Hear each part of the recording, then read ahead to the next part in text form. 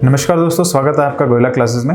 आज के लेक्चर में बात करेंगे वाइल्ड लाइफ प्रोटेक्शन एक्ट जो कि 1972 का था और आपका एनवायरमेंटल प्रोटेक्शन एक्ट 1986 के बारे में। इनके ऊपर सेपरेटली क्वेश्चन पूछा जा सकता है, लेकिन आज के जो वीडियो लेक्चर है हम इसमें कंबाइंड जो है दोनों के बारे में डिस्कस करेंगे।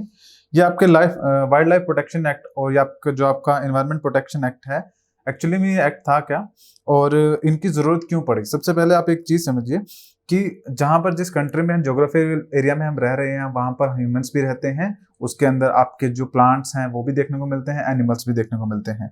तो ये जो वाइल्ड लाइफ प्रोटेक्शन एक्ट है और इन्वायरमेंट प्रोटेक्शन एक्ट है, ये दोनों किसके ऊपर है, जैसे कि आप नाम से ही समझ पा रहे होंगे कि एक तो है एक्ट आपका जो बात करता है वाइल्ड लाइफ के बारे में, जो कि आपके जंगली जानवर हैं उनकी प्रोटेक्शन के बारे में, और उसके बाद दूसरा जो एक्ट है वो आपका बात करता है 1986 जो एनवायरमेंट प्रोटेक्शन है वो एनवायरमेंट के बारे में। सो उन्हीं के ऊपर आज के लेक्चर में हम बात करेंगे। तो शुरुआत करते हैं। सबसे पहले देख लीजिए कि जरूरी क्यों था ये जो वाइल्ड लाइफ प्रोटेक्शन एक्ट है या फिर एनवायरमेंटल कंजर्वेशन एनवायरमेंट प्रोटेक्शन जो एक्ट है, इनकी जरूरत क्यों पड़ी। The earth ecosystem and the wild life species are essential for maintaining a balance and healthy environment.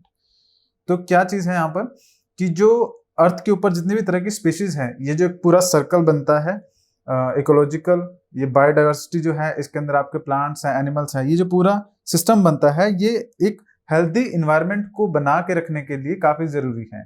इसके अंदर अगर किसी भी तरह की डिस्टरबेंस होगी तो ये जो एनवायरमेंट है वो डिस्टर्ब होगा और उसके जो इफेक्ट्स हैं वो हमें देखने को मिलेंगे। इन्वायरमेंटल जो लॉज होते हैं वो काम करते हैं किसका, इसी सिस्टम को, यही जो एनिमल्स हैं, यही जो प्लांट्स है, फ्लोरा है, फोना है, इनको प्रोटेक्ट करने का, कंजर्वेशन करने का, इकोसिस्टम को मेंटेन करने का और उसका बैलेंस जो है उसको बना के रखने का। By safeguarding the natural resources and habitats this law prevent the disruption of the food chains. Food chain क्या होता है? फूड चेन का मतलब है कि जिस तरह से जो इंसान की अगर बात करें, जैसे कि अगर हम बात करें कि एक जो गोट होती है या फिर बकरी होती है, वो क्या होती है कि जो घास है उसको खाती है, या फिर कोई दूसरा जानवर होता है वो क्या होता है, हार्बिवरस होता है, आपका घास खाता है। फिर उसके बाद जो आपके ह्यूमंस है उस एनिमल जो है जिसने वो हार्बिवरस है, जिसने वो घास खाया या फिर जो भी है, उसको जो ह्यूमंस है वो कंज्यूम करते हैं। फिर जो ह्यूमंस के बाद है, इस तरह से आके फूड चेन चलती है। अब देखिए इस फूड चेन की अगर मैं बात करूं तो इसमें सबसे ऊपर कौन होगा? इस फूड चेन में सबसे ऊपर वैसे तो ह्यूमंस देखने को मिलते हैं, बट वैसे अगर बात करें इस फूड चेन के अंदर आपको जो मछलियां हैं वो भी देखने को मिलेंगे, क्रोकोडाइल होगा, दूसरी स्पीसीज होगी, उसके बाद बर्ड्स होंगे, एनिमल्स होंगे, रेप्टाइल्स होंगे, ये सब आपके फूड चेन का हिस्सा है। तो इस फूड चेन को भी मेंटेन करने का काम करता है ये जो लॉज हैं। अगर हमने पहले क्या समझा कि ये जो एक बायोडाइवर्सिटी है, वाइल्ड लाइफ है, एनवायरमेंट है, ये जरूरी क्यों है? एक बैलेंस को मेंटेन करके रखने के लिए, और इसको ये जो आपका पूरा सिस्टम है इसको मेंटेन करने के लिए लॉज की रिक्वायरमेंट है। लॉज क्या करेंगे? फूड चेन को मेंटेन करके रखेंगे, उसको डिसरप्शन से बचाएंगे, न्यूट्रिएंट साइकिल को मेंटेन करके रखेंगे, साथ में जो अदर इकोलॉजिकल प्रोसेसेस है जो अर्थ पर सपोर्ट करते हैं, अर्थ के अंदर ये जो लाइफ है उसको पॉसिबल करने के लिए उन सबको प्रोटेक्ट करने का काम करते हैं ये जो लॉज होते हैं। तो आप समझ पा रहे होंगे ये एक्ट इसलिए जरूरी होते हैं। अब भारत के कंटेक्स्ट में बात करें, the act provide for the protection of the country's wild animal, birds and the plant species in order to ensure the environmental and ecological security among the other things. The act lays down restriction on hunting of the many animals. The act was last amended in the 2006.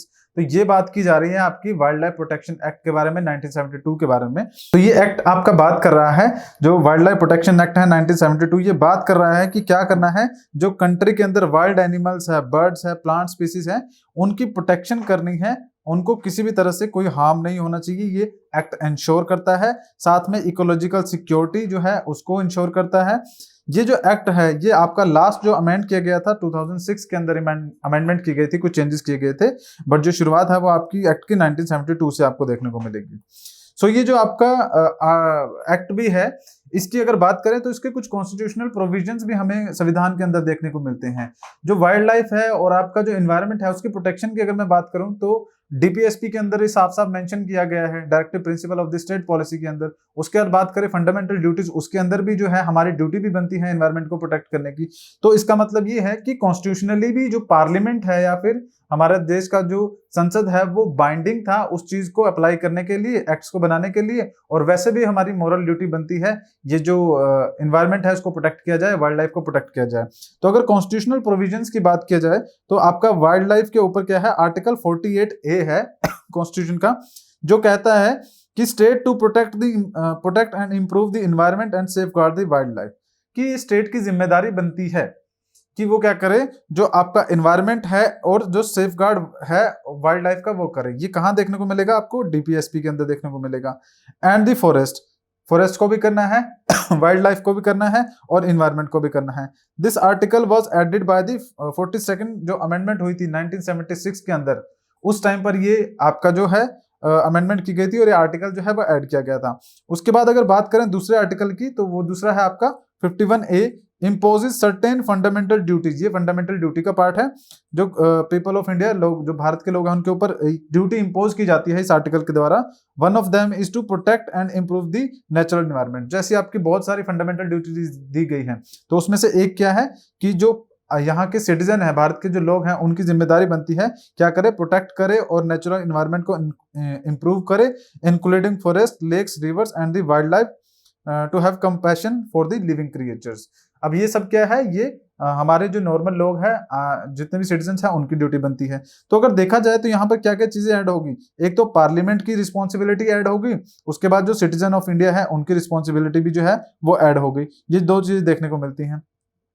आगे बात करें, this act provides for the protection of the listed species of the animal, bird, plants and the also establishment of the network of ecological important protected areas. तो ये जो wild life protection act 1972 था, एक चीज तो ये कर रहा है कि जो एनिमल्स, बर्ड, प्लांट्स हैं, इनकी प्रोटेक्शन की बात हो रही है, साथ में कुछ एरियाज है, इकोलॉजिकल जो एरियाज हैं, उनको ये प्रोटेक्टेड डिक्लेयर कर रहा है। इसका मतलब क्या है कि जंगल के अंदर वैसे तो आप क्या देखेंगे, जो हंटिंग होती है, गैदरिंग होती है, ये सब चीजें, इसके ऊपर कोई खास बड़ी रिस्ट्रिक्शन देखने को नहीं मिलती।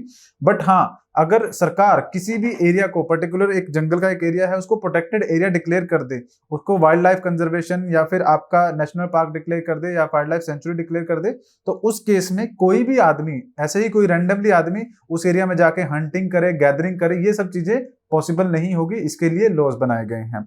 तो क्या करते हैं, इस जो ये एक्ट्स होते हैं, जैसे कि वाइल्ड लाइफ प्रोटेक्शन एक्ट है, इसके अंदर एरियाज को प्रोटेक्टेड एरिया डिक्लेयर कर दिया जाता है। उन एरियाज में कोई आदमी इजीली नहीं जा सकता है, और हंटिंग तो बहुत दूर की बात है, क्योंकि ये एक्ट ही स्पेशल वाइल्ड लाइफ को प्रोटेक्शन के बारे में, तो हंटिंग तो पॉसिबल ही नहीं हो सकती।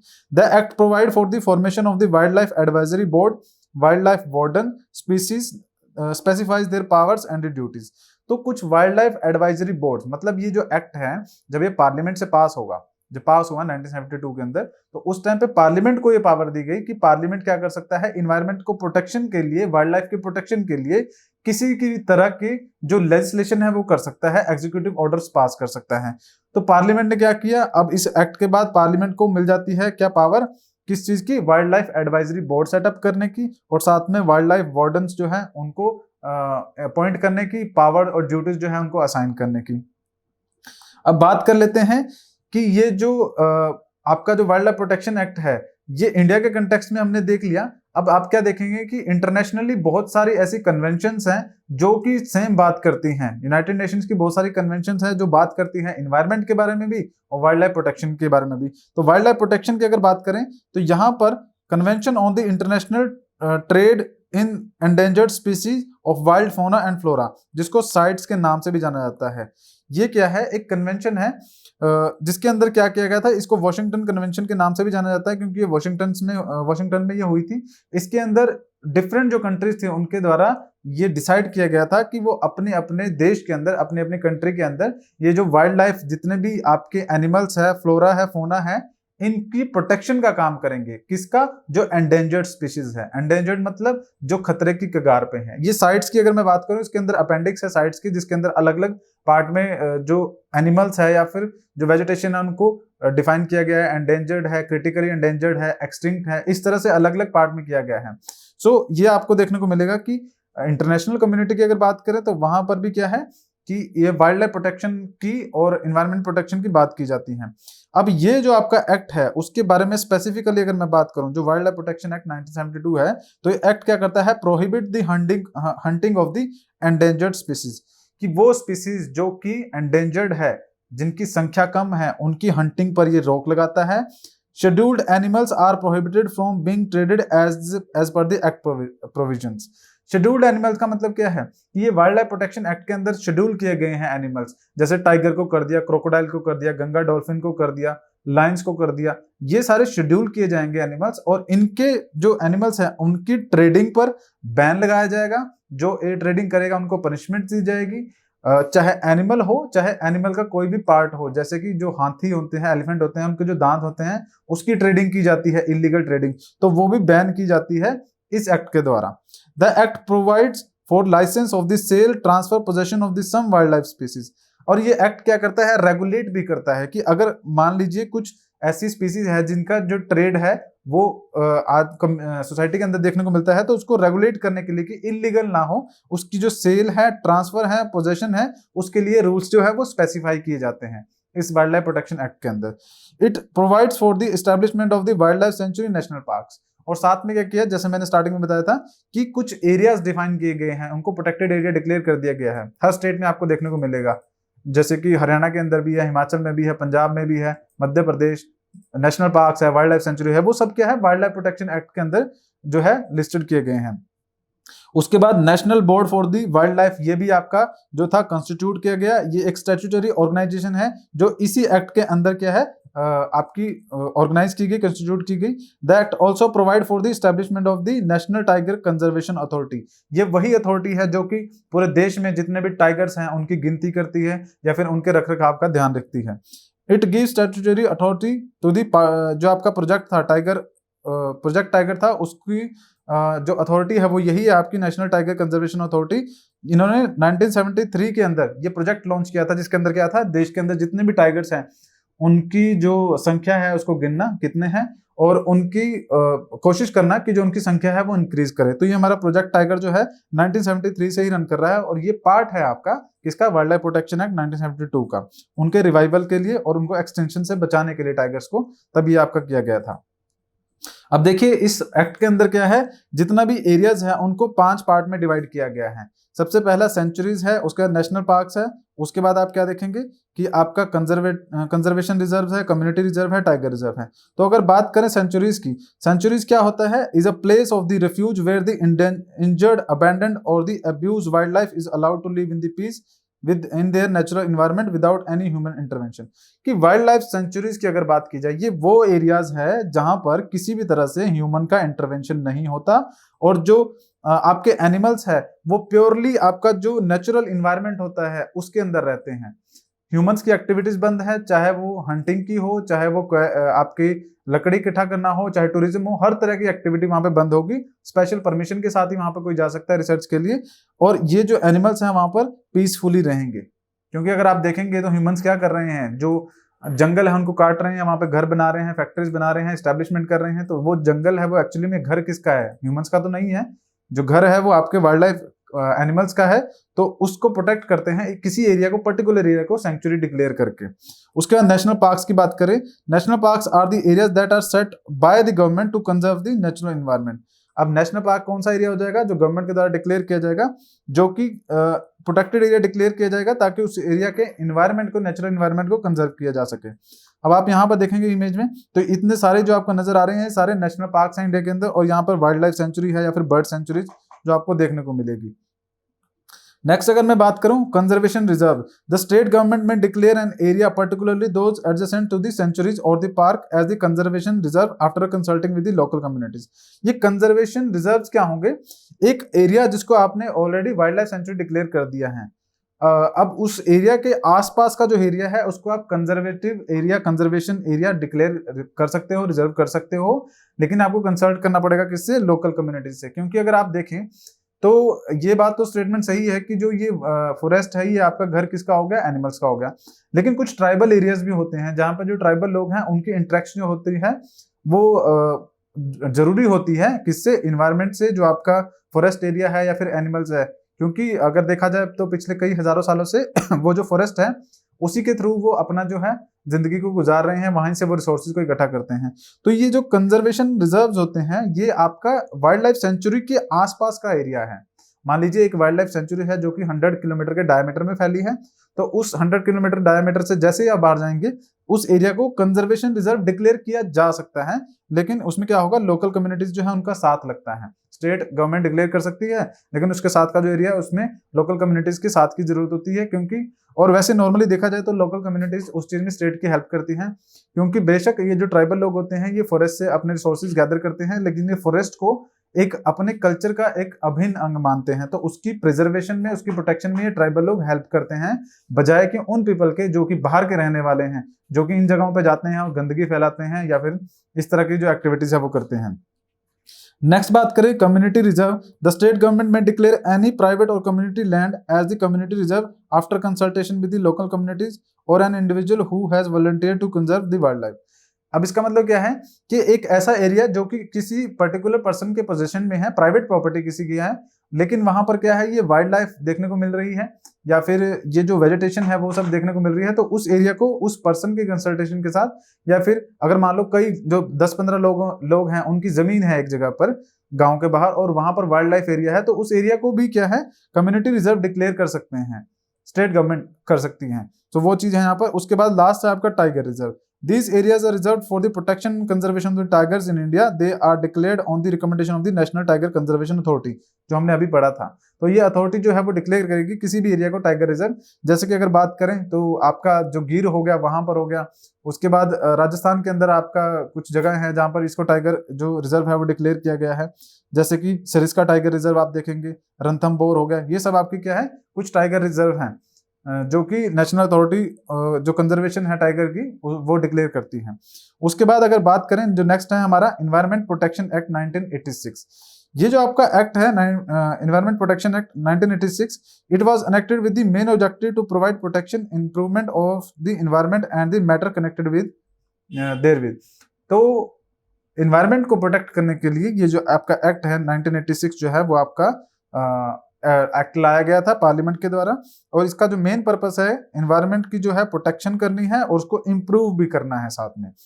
The India's original constitution did not contain any provision for the protection, जैसे कि हमने पहले बात किया कि ओरिजिनल जो कॉन्स्टिट्यूशन था उसके अंदर ये सब चीजें नहीं थी, लेकिन 42nd अमेंडमेंट एक्ट जो आया था उसके अंदर आपका डीपीएसपी में भी और आप देखेंगे फंडामेंटल ड्यूटीज में भी, दोनों जगह पे क्या है ये ऐड किया गया कि जो एनवायरमेंट है उसको प्रोटेक्शन करने का काम किसका है, स्टेट का भी देखने को मिलेगा और जो इंडिविजुअल है उनका भी देखने को मिलेगा, जिसमें आपकी forest, lake, reverse, wild life ये सब क्या है, सिटीजन्स की ड्यूटीज भी बनती है। आगे बात करें, there is also in place a specific provision for handling hazardous substances which is prohibited unless in compliance with the regulatory requirement। अब देखिए इसके अंदर एक चीज इंपॉर्टेंट क्या है, एनवायरमेंट प्रोटेक्शन एक्ट के अंदर कुछ ही चीजें इंपॉर्टेंट है, उसमें एक इंपॉर्टेंट चीज ये है कि अगर कोई भी जो एनवायरमेंट प्रोटेक्शन एक्ट है उसमें पार्लियामेंट को या स्टेट गवर्नमेंट को ये पावर दी जा रही है कि वो डिसाइड कर सकते हैं कि किसी भी जगह पे कोई भी हजार्डस मटेरियल अगर मान लीजिए किसी इंडस्ट्री से निकल रहा है तो उसको किस तरह से रेगुलेट करना है, किस तरह से उसे डिस्पोज करना है, ये क्या करा जाएगा, स्टेट गवर्नमेंट या सेंट्रल गवर्नमेंट के द्वारा डिसाइड किया जाएगा। The act empowers any person apart from the authorized government to file a complaint in a court regarding any contravention of the provision। और ये जो एनवायरमेंट प्रोटेक्शन एक्ट है ये भी अनेबल करता है किसी भी इंडिविजुअल को। अब देखिए ऐसा नहीं है, मान लीजिए एक एग्जांपल के तौर पे, पहले तो एनवायरमेंट प्रोटेक्शन एक्ट आपको पार्लियामेंट को ये पावर दे रहा है या स्टेट गवर्नमेंट को ये पावर दे रहा है कि वो किसी भी तरह की जो एक अथॉरिटी है वो बना सकते हैं, जिस तरह से वाइल्ड लाइफ कंजर्वेशन में देखने को मिल रहा है। सेकंड चीज आप देखेंगे कि अगर किसी भी जगह पे कोई इंडस्ट्री स्टैब्लिश हो रही है तो उस इंडस्ट्री को परमिशन देनी है या नहीं देनी है, उस इंडस्ट्री को कहाँ सेटअप होना चाहिए कहाँ नहीं होना चाहिए, ये आपका संसद देखेगा या फिर स्टेट गवर्नमेंट देखेगी। तीसरी चीज, अगर वो इंडस्ट्री सेटअप हो गई है और वहां से कोई हैजार्डस मटेरियल निकल रहा है तो उसको किस तरह से रेगुलेट करना है, किस तरह से डिस्पोज करना है, ये भी एनवायरमेंट प्रोटेक्शन एक्ट के अंदर आएगा। और चौथी चीज ये होगी कि अगर वो कंपनी जो है इन रेगुलेशंस को फॉलो नहीं कर रहा है तो गवर्नमेंट तो हर जगह जाके नहीं देख सकती ना, पॉसिबल नहीं है। लेकिन ये एक्ट आपका एनेक्ट करता है कि कोई इंडिविजुअल जो है उस एरिया में जो रह रहा है वो भी उस कंपनी के खिलाफ या फिर उस इंडस्ट्री के खिलाफ जो कोर्ट में है इस एक्ट के अंदर जो है केस जो है फाइल कर सकता है। तो ये सारी चीजें किस में देखने को मिलेगी, आपको एनवायरमेंटल प्रोटेक्शन एक्ट 1986 के अंदर आपको देखने को मिलेगी। तो यही सब चीजें थी जो इस एक्ट के अंदर, दोनों एक्ट के अंदर इंपॉर्टेंट थी। आगे अगर हम बात करें, गोयला क्लासेस की तरफ से हमारा कोर्स है 2999 का जो लॉन्च हो चुका है HPSC TO रेटियो के लिए। आप हमारी जो ऐप है उसको भी डाउनलोड कर सकते हैं प्ले स्टोर पे। हमारे 2 कोर्सेज आपको देखने को मिलेंगे, एक 2999 का, एक 7999 का। जो 2999 का कोर्स है उसके अंदर आपको स्टडी मटेरियल मिलेगा और साथ में आपका जो लेक्चर्स होंगे, वीडियो लेक्चर्स, वो देखने को मिलेंगे। 7999 के कोर्स में आपको वीडियो लेक्चर्स होंगे, स्टडी मटेरियल होगा और साथ में हमारी टेस्ट सीरीज देखने को मिलेगी। टेस्ट सीरीज क्या होती है हमारी, उसमें हम क्वेश्चन प्रोवाइड करते हैं आपको, वो क्वेश्चन आपको अटेम्प्ट करने होते हैं और साथ में उसकी आंसर चेकिंग भी होती है, रिव्यू भी किया जाता है। जिस तरह से आप यहाँ देख सकते हैं मोहित राठी जी की कॉपी है, ये ऑलरेडी AETU है। सो ये चीज आपको भी प्रोवाइड होगी अगर आप 7999 वाला कोर्स जो लेंगे। कॉपी चेकिंग वगैरह, रिमार्क्स वगैरह हमारे जो टीचर्स है, फैकल्टी, उनके द्वारा दिया जाएगा। और भी किसी तरह की अगर आप इन्फॉर्मेशन चाहते हैं तो ये हमारा चैनल है HPSC TU 2023 के नाम से, आप इसे ज्वाइन कर सकते हैं, डिस्क्रिप्शन में आपको लिंक मिल जाएगा। आई होप आपको समझ में आया होगा वाइल्ड लाइफ प्रोटेक्शन एक्ट और ये इन्वायरमेंट कंजर्वेशन एक्ट क्या था। इसी तरह के हम और जो इन्वायरमेंट से रिलेटेड टॉपिक है वो भी लेके आएंगे नेक्स्ट वीडियोज में। तब तक के लिए धन्यवाद।